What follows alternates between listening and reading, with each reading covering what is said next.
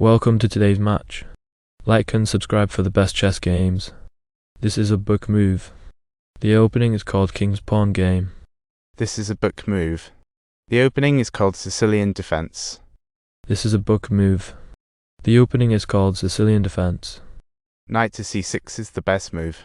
This is a book move. The opening is called Sicilian Defense. I played pawn captures on d4 to challenge black's control of the center and create space for my pieces to develop. The pawn exchange also pins black's knight on d4, putting pressure on the king side. Taking the pawn with knight captures on d4 aims to control the center and prepare for the development of the rest of the pieces. It also puts pressure on black's position and prepares to develop the queenside pieces.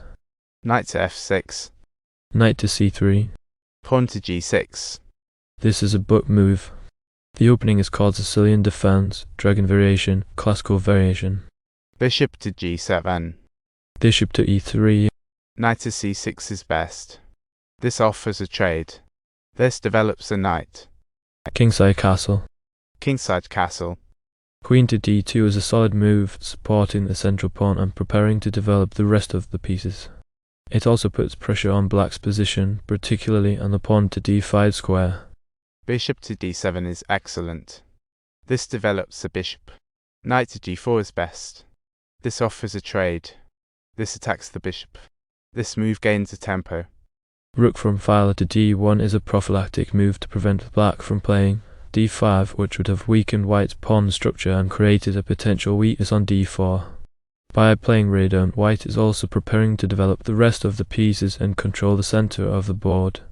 Rook to c8 is the best move. Pawn to f4 is excellent. Pawn to h3 is best. Knight to g4 is a sharp and aggressive move, attacking black's kingside pawn structure and preparing to develop the rest of the pieces. It also puts pressure on black's position, forcing him to respond to the attack. Knight captures on c6 is best. This is a trade. I played pawn captures on c6 to challenge Sergey's pawn structure and create space for my pieces to develop. The pin on Sergey's knight on pawn to c6 was also a consideration, as it would have been difficult for him to play, and c4, forcing him to retreat his knight and potentially weakening his pawn center. Bishop to d4 is excellent. This offers a trade. This attacks the pawn. Bishop captures on a7 is best. This captures a free pawn. Bishop captures on d4 check is best. This is a trade.